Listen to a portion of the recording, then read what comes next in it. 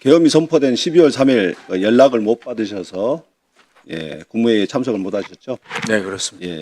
근데 계엄 해제 결의 요구안이 채택된 이후에는 이제 국무회의에 참석하셨죠? 네, 그때가 몇 시였습니까? 그때 한 3시, 새벽 한 3시 뭐 한 30분쯤 된 것 같습니다. 예. 그때 혹시 발언하신 건 있으십니까? 뭐 특별한 발언은 없고요. 그냥 계엄 해제에 대한 그 얘기를 국방장관께서 하시고 뭐 이견이 있냐 없냐 물어보고 그냥 해제하는 걸로 다 동의하고 끝난 전체 것 같습니다. 국무위원이 다 동의하셨습니까? 네, 그렇습니다. 예. 그러면 장관님께서는 이 12.3 비상 계엄 선포에 대해서 저는 위헌적이고 반헌법적이고 불법적인 것이라 생각하는데 장관님 생각은 어떠십니까? 글쎄요, 저는 뭐 계엄 자체란 그 단어 자체에도 거부감이 있고 만약에 뭐 있어서는 안 될 일이 벌어졌다고 생각합니다. 예, 절차적으로도 이 법이 확실하죠. 반헌법적이고. 그것까지는 뭐 제가 지금 뭐라고 국무총리의 네, 예, 그리고 부서 국무위원들의 부서 절차 그리고 국회 통과 절차 이 모든 것들이 절차적으로 이루어지지 않았죠. 네. 그건 뭐 저 같은 경우는 특히나 뭐 더 그 내용을 전혀 알지를 못했기 때문에 네. 물론 뭐 연락을 못 받아서 참석도 못했지만 예. 후에 하여간 뭐 알게 돼서 그런 그 사항은 제가 잘 모르고 있습니다. 네. 그 헌법 제77조 그리고 개헌법 제2조와 4조를 보면은 윤석열이 12월 3일 발표한 비상계엄은 헌법기관인 국회의 권능 행사를 제한하고 국민의 기본권을 제한해 국헌을 문란케 한 유언이라고 보는데 장관님 생각은 어떠십니까? 그건 뭐 이제 나름대로 이 그 법기관에서 다 제대로 판단해서 발표를 하시겠죠. 그때 계엄군이 투입되고 했던 행위 자체가 경찰이 국회를 봉쇄하고 막은 행위 자체가 국회의원들의 계엄에 대한 해제 의결을 방해하긴 명백한 행동 아니겠습니까? 그럼에도 불구하고 그에 대해서 판단을 유보하신다는 말씀이십니까? 아니요, 뭐 제 입장에서는 지금 뭐 제가 그런 판단을 이렇다 저렇다 말씀드리기는 굉장히 어렵다는 거죠. 아니, 이거 상식적인 거 아닙니까? 전 국민들이 다 알고 있는 상식인데 그것에 대해서도 답을 못 하시겠다는 뭐 겁니까? 국무위원의 입장으로서는 어쨌든 이런 일이 발생하고 혼란스럽게 된 것에 대해서 그냥 죄송스러울 따름입니다, 사실. 인정을 안 하시는 겁니까? 아니면은 아니, 답변을 그걸 인정을 하고 안 하고를 떠나서 그건 뭐 이제 법적으로 다 판단을 하시겠죠. 제가 먼저 그런 판단을 해드리기는 좀 어렵다고 말씀드리겠습니다. 상식적인 문제 아니겠습니까? 제가 물어본 사항이 어려운 문제가 아니지 않습니까? 네, 그렇습니다. 국회 계엄 해제 동의안 표결을 방해한 행위, 경찰이 국회를 봉쇄하고 그다음에 국회 본청에 군인들이 투입돼 가지고 그 의결을 방해하려고 한 행위가 명백히 주어졌는데 그것을 국헌을 문란하게 한 행위다. 이 판단조차도 장관으로서 못 한다는 물론 겁니까? 계엄 자체는 저도 물론 당연히 반대하고요. 네. 또 그런 일이 있어서는 안 된다고 생각하는 건 확실합니다. 예. 그런데도 불구하고 장관님께서는 이제 국가 대변인 자격을 문체부 장관이 갖는 거죠. 그렇습니다. 네, 예, 장관님께서 이거 직접 발표하셨죠? 네, 네, 그렇습니다. 예. 이 내용 장관님께서 작성하신 겁니까? 작성은 아마 우리 총리실 쪽하고 국조실 네. 뭐 이런 데서 작성을 한 것 같습니다. 그 유병철 실장이 나와 계시죠? 이 문안은 총리실에서 온 거 그대로 장관님께 드린 겁니까? 일부 장관님.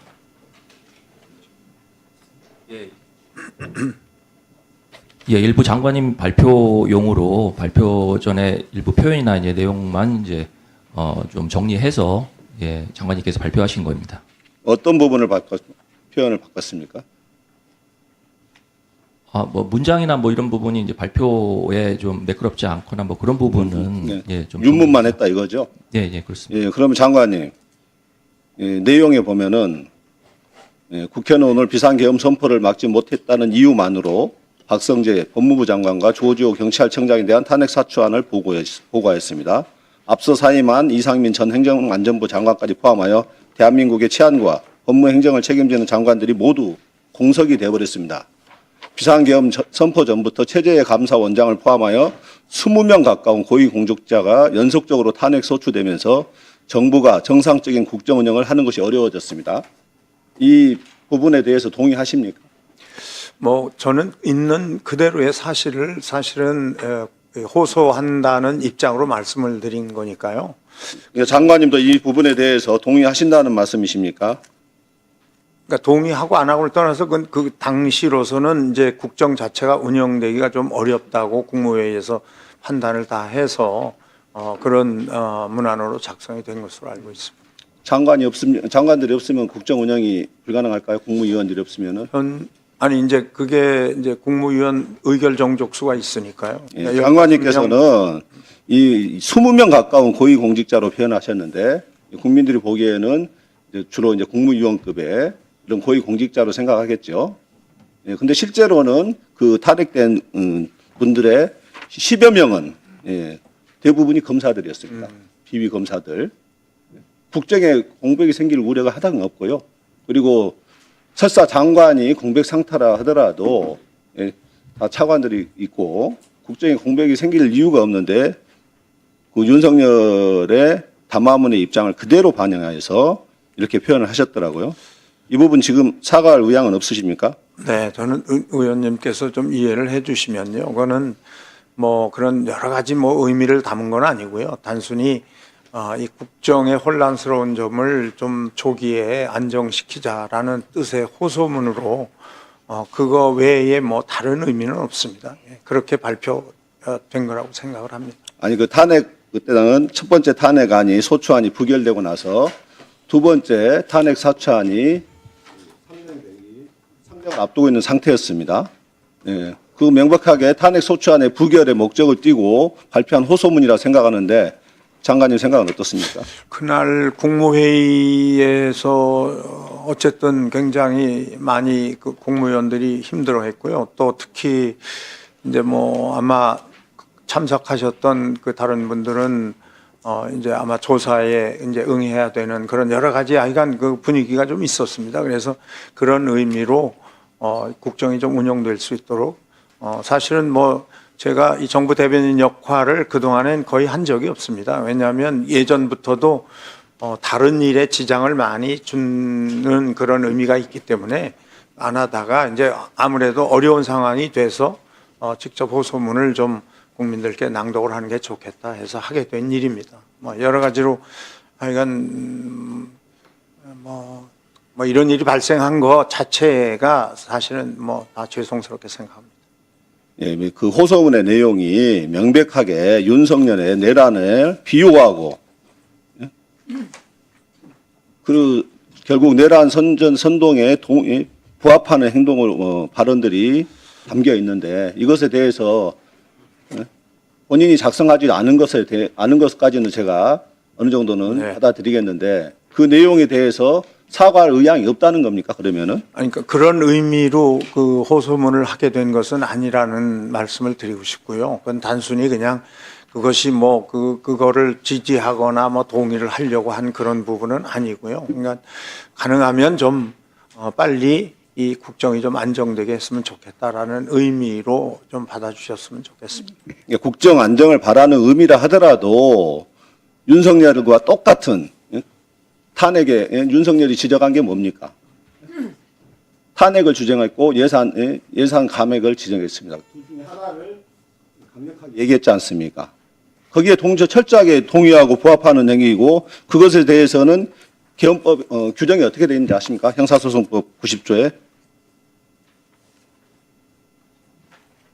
모르십니까? 네, 전 잘 모르겠습니다. 네. 거기에도 그 개헌법 형사소송법에 내란죄로 인정이 되고요. 선전선동을 한 경우는 3년이야. 예, 징역에 처한다는 명백한 규정이 있습니다. 알고 계십니까? 아니, 뭐 잘 모르고 있습니다. 예, 그렇게 상황이 이렇게 심각한데도 아직까지도 파악을 못 하신 겁니까? 아니, 뭐 저희 자체가 이미 뭐 그런 의미를 전혀 갖고 있지 않다고 생각을 했기 때문에 사실은 뭐 그렇게 말씀을 드린 거고요. 그럼 왜 사과했습니까? 어제도 인터뷰하면서 사과를 했던데. 그거는 어쨌든 이 상황이 너무 혼란스러워졌고 뭐 실제로 이 여러 가지 뭐 경제, 사회, 문화 전체적인 면에서 그동안에 해왔던 일들이 상당히 다시 이 좀 바닥으로 떨어지는 그런 여러 가지 것에 대해서 국민들께 사과를 드린 겁니다. 뭐 지금 뭐 의원님께도 제가 죄송하다는 말씀을 드리겠습니다. 다시 한번 묻겠습니다. 12.3 이원적 계엄 사태는 내란죄라고 보는데 장관님 생각은 어떠십니까? 속기록에 남는 거니까 신중히 발언해 주시기 바랍니다. 아니 글쎄요, 저는 뭐 그런 부분을 제가 판단해서 지금 말씀드리기가 어렵다는 것을 좀 이해해 주시기 바라겠습니다. 지금 모든 자. 것을 좀 판단을 저는 상식적인 판단조차도 못하고 있어요. 국회 계엄 해제 결의를 막은 국헌 문란 행위가 명백함에도 불구하고 그것조차도 판단을 못한다 그러고 이미 내란 수배로 이미 이 피의자 신분으로 전환이 돼 있고 조사 중인데 그에 대해서도 전혀 판단을 못하겠다 하시고 아니 국무회의에서는 그 국회 해제됨과 아마 동시에 전달이 돼서 아마 해제가 된 거로 의결이 다 된 거기 때문에 자, 부족한 부분은 한혜종에 대해서 11시 27분 30분인가 통고가 됐더라고요. 계엄 포고령이 언제 내려진지 아십니까? 그 저는 10시 반쯤 포고령은 11시 27분에 내려졌고요. 예. 그 불과 3, 4분 사이에 국무총리실 당직사령실에서 연락을 해서 한혜종을 해세 조치하라.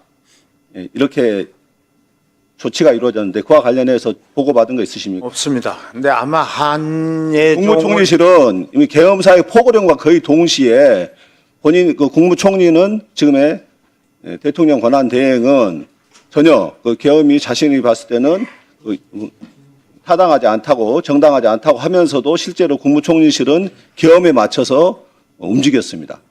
계엄을 실행하는 기관으로서 작동을 했다고 생각하는데 그에 대해서는 어떻게 생각합니까? 아마 그 총당직사령실에서 아마 전 그 정부 부처나 소속 기관으로 아마 그게 내려간 것 같거든요.